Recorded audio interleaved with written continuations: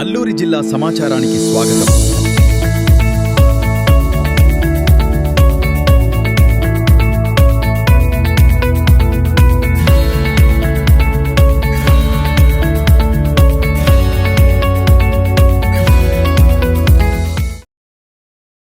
విద్యార్థుల తరలింపుపై వైఎస్ఆర్ కాంగ్రెస్ పార్టీ మాజీ ఎమ్మెల్యే కొట్టగుళ్లి భాగ్యలక్ష్మి తీవ్ర ఆగ్రహం వ్యక్తం చేశారు.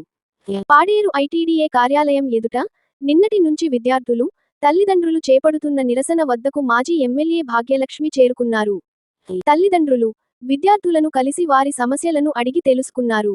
అప్గ్రేడ్ పేరుతో ఆదివాసీ విద్యార్థుల జీవితాలతో ప్రభుత్వం చెలగాటం ఆడుతోందని ఆమె ఆరోపించారు.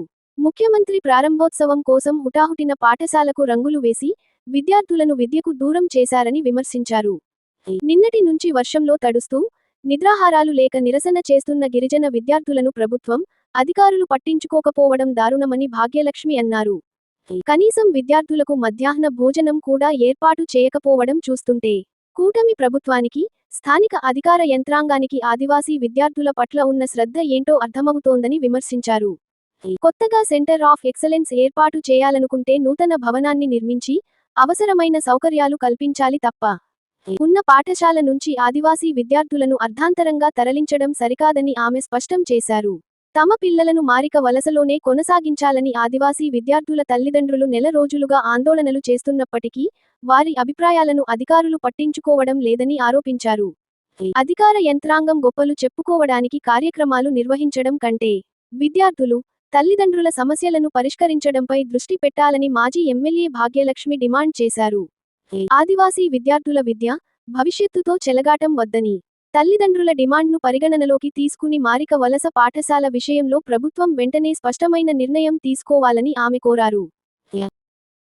కారణం ఎందుకంటే ఈరోజు ఈ వెన్నుపోటు పార్టీ ఏదైతే ఉందో, ఇప్పుడు కూటమి ప్రభుత్వంలో ఉన్నటువంటి పార్టీలు గిరిజన ప్రాంతం పట్ల, గిరిజన ప్రాంత ప్రజల పట్ల, విద్యార్థుల పట్ల ఎంత దారుణమైనటువంటి ఆలోచనతో ఉన్నారంటే, అక్కడ ఉన్నటువంటి మారిక వలస స్కూల్లో ఈరోజు సెంటర్ ఫర్ ఎక్సలెన్స్ అనేది ఒక బిల్డింగ్ చూపించుకోవాలి అంటే, ఈ ప్రభుత్వం వచ్చిన తర్వాత గిరిజన విద్యార్థులకి విద్య పరంగా మేము ఎన్నో మార్పులు తీసుకొస్తున్నాము, వాళ్ళ యొక్క ఉన్నత విద్యకి మేము ఎంతో కృషి చేస్తున్నామని వాళ్ళంతటికీ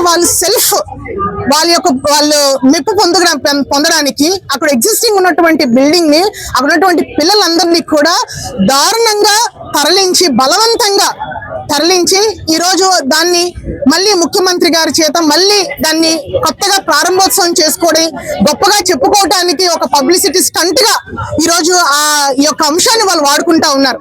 ఈ రోజు మేము ఒకటే చెప్తా ఉన్నాను, యాజ్ ఎ గిరిజన బిడ్డగా ఉన్నటువంటి ముఖ్యమంత్రి గారు కానివ్వండి, నారా లోకేష్ గారు కానివ్వండి, ఈ రోజు ఇంతమంది పిల్లల తల్లిదండ్రులు దాదాపుగా 30 రోజులు అంటే ఆల్మోస్ట్ నెల రోజుల నుంచి ఇక్కడ దీక్షలు చేసి, ధర్నాలు చేసి, ఎట్టి పరిస్థితుల్లో కూడా మారిక వలసలో ఉన్నటువంటి చదువుతున్నటువంటి విద్యార్థుల్ని తరలించవద్దు, యథావిధిగా ఆ స్కూల్ ని ఎలాగైతే కొనసాగిస్తున్నారో అలాగే కొనసాగించండి.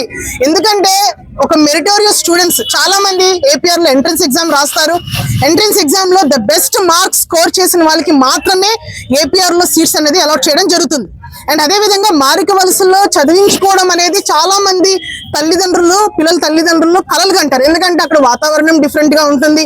కిందన మైదాన ప్రాంతంలో, వైజాగ్ లో అలాంటి ప్రాంతంలో చదివితే గనక వాళ్ళ పిల్లలు ఇంకా ఉన్నతంగా చదువుకొని ఒక మంచి స్థాయికి ఎదిగి సొసైటీలో ఒక గౌరవప్రదమైనటువంటి స్థానంలో వాళ్ళు ఉంటారని ఒక మంచి ఆలోచనతో వాళ్ళు అక్కడ చదువుతా ఉంటే, ఈ రోజు ఈ ప్రభుత్వం ఎంతో దుర్మార్గంగా గిరిజనుల పట్ల ఇంత పక్షపాతంగా ఈరోజు ఏదైతే వాళ్ళు వ్యవహరిస్తూ ఈరోజు అత్యంత దారుణంగా తెల్లారుజామునే బలవంతంగా వాళ్ళ ట్రంక్ పెట్టెల్లో కనీసం బట్టలు సర్దుకొని సమయం కూడా వాళ్ళు ఇవ్వకుండా దొరికిన వాళ్ళకి భయప్రాంతం చేసి ఇమీడియట్ గా ఇక్కడ నుంచి మీరు తరలి వెళ్ళాలని చెప్పేసి అని వాళ్ళందరినీ తీసుకొచ్చి ఇక్కడ పడేశారు. నిన్నటి రోజు నుంచి కూడా తల్లిదండ్రులు అందరూ కూడా పడిగాపులు రాత్రంతా కూడా ఇక్కడే నిద్రపోయి ఈ నిర్ణయాన్ని వెనక్కి తీసుకోండి, మా పిల్లల్ని ఆ స్కూల్లోనే చదివించండి అని వాళ్ళు ఎంత వేడుకుంటున్నప్పటికీ కూడా వాళ్ళ యొక్క వైఖరి, ఉన్నటువంటి పీఓ స్పందించడు, ఉన్నటువంటి కలెక్టర్ స్పందించరు, కానీ వాళ్ళందరినీ భయప్రాంతులు చేయడానికి మాత్రం, వాళ్ళందరికీ వార్నింగ్ ఇవ్వడానికి మాత్రం ఈరోజు అధికారులు వీళ్ళ ముందుకు వచ్చి ఈరోజు నానా మాటలనే పరిస్థితి మనం చూస్తా ఉన్నాం. ఇప్పుడు టైం ఎంత అయిందండి? It's already 4 o'clock. ఈ రోజు కూడా కనీసం ఇప్పటికీ కూడా పిల్లలకి తిండి పెట్టే పరిస్థితి ఈ రోజు ఐటీడీలో లేదు. మామూలుగా 12:30 1 గంట కల్లా యాజ్ పర్ షెడ్యూల్ పిల్లలందరికీ కూడా లంచ్ అనేది పెట్టాలి. ఈ టైం కూడా వాళ్ళు పెట్టకుండా ఇప్పుడు ఉన్నటువంటి అధికారులు ఎవరైతే ఐటీడీ పరిధిలో అధికారులకు మేము ప్రశ్నిస్తా ఉంటే 5 నిమిషాలు వచ్చేస్తుందండి 5 నిమిషాలు వచ్చేస్తుందని చెప్తా ఉన్నారు. ఇప్పటి వరకు కూడా భోజనాలు పెట్టే పరిస్థితి లేదు. అంటే ఈ రోజు గిరిజనుల విద్యార్థులన్నా ఈ ప్రభుత్వానికి ఏ రకమైన ఆలోచన ఉందని మనం అందరం కూడా అర్థం చేసుకోవాలి. ఈ రోజు ఒకటే మేము డిమాండ్ చేస్తా ఉన్నాం, ఏదైతే ఉన్నటువంటి ముఖ్యమంత్రి గారు కానివ్వండి, మీ గొప్పలకి ఏదో కూటమి ప్రభుత్వం చాలా గొప్పగా ఈరోజు గిరిజన ప్రాంతం ప్రజలకి ఏదో చేసేస్తుందని చెప్పుకోవడానికి మీ యొక్క పబ్లిసిటీ స్టంట్తోని ఈరోజు ప్రజలు ఏదైతే విద్యార్థులు తల్లిదండ్రుల యొక్క పొట్ట కొడతా ఉన్నారనే విషయం మీరు మర్చిపోవద్దు. ఏదో మీరు సెంటర్ ఆఫ్ ఎక్సలెన్స్ మేము గొప్పగా పెట్టుకుంటామనే ఆలోచనతో మీరు చేస్తా ఉన్నారు. ఈ రోజు మేము ఛాలెంజ్ చేస్తా ఉన్నాం, మీకు అంతగా ఉంటే కూటమిలో మీరు భాగస్వాములు ఉన్నారు, సెంట్రల్ సపోర్ట్ మీకు ఉంది, దమ్ముంటే మీరు మారికవలసలో లేకపోతే విశాఖపట్నంలో ఎక్కడైనా కూడా అద్భుతమైనట్టు ఒక బిల్డింగ్ ని నిర్మాణం చేసి దానికి సెంటర్ ఫర్ ఎక్సలెన్స్ అని పేరు పెట్టుకోండి.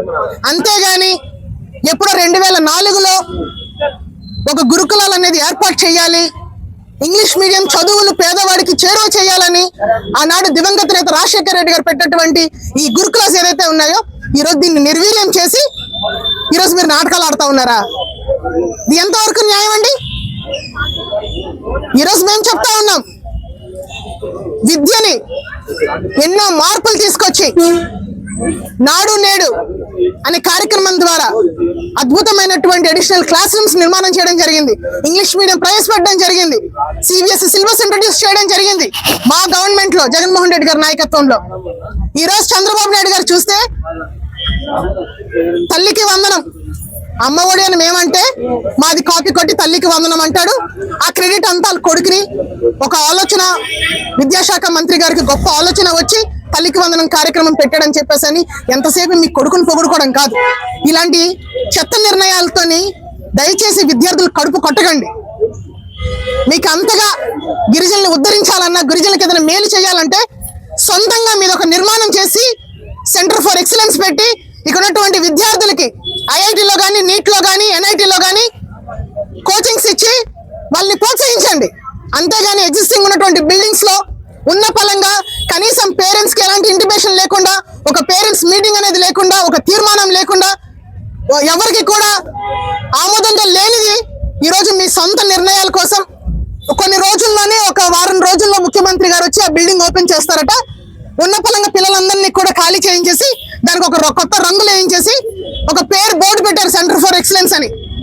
అది ఓపెన్ చేయడం కోసం ఇన్ని ఏర్పాట్లు ఈరోజు అధికారులు దగ్గరుండి చేస్తా ఉన్నారు. దీని అన్ని రకాలుగా కూడా ఏదైతే తల్లిదండ్రులు కలెక్టర్ గారి దగ్గరికి వెళ్ళి అమ్మ మీరు గవర్నమెంట్ కి రాయండి, మా బాధను తెలియజేయండి అని ఎన్నిసార్లు ఇక్కడ ఉన్నటువంటి కూటమి నాయకులకి మొత్తుకున్నా కలెక్టర్ కి మొత్తుకున్నా కూడా ముందు ఇలాంటి జరిగే పని కాదు, అక్కడే విద్యా సంస్థ అనేది కొనసాగుతుంది అనేది మభ్యపెట్టి లేనిపోని మాటలని చెప్పి ఈ రోజు మంచి చేతులు దులుపుకునే ప్రయత్నం చేస్తా ఉన్నారు. కాబట్టి ఈ వెంటనే ఈ నిర్ణయాన్ని వెనక్కి తీసుకోండి. పిల్లల చదువులు, ఎందుకంటే ఈరోజు 9th and 10th పిల్లలు మాత్రం ఈరోజు అందరూ కూడా ఇక్కడ ఉన్నారు. మీరంతా కూడా పబ్లిక్ ఎగ్జామ్స్ ఈ సంవత్సరం వాళ్ళు రాస్తారు. అలాంటిది ఈరోజు చదువు అంతా కూడా వాళ్ళని డిస్టర్బ్ చేసే ప్రయత్నం ఈరోజు చేస్తా ఉన్నారు. దయచేసి ఆ యొక్క నిర్ణయాన్ని వెనక్కి తీసుకోవాలని కూడా ఈ సందర్భంగా మేము డిమాండ్ చేస్తా ఉన్నాం. Thank you.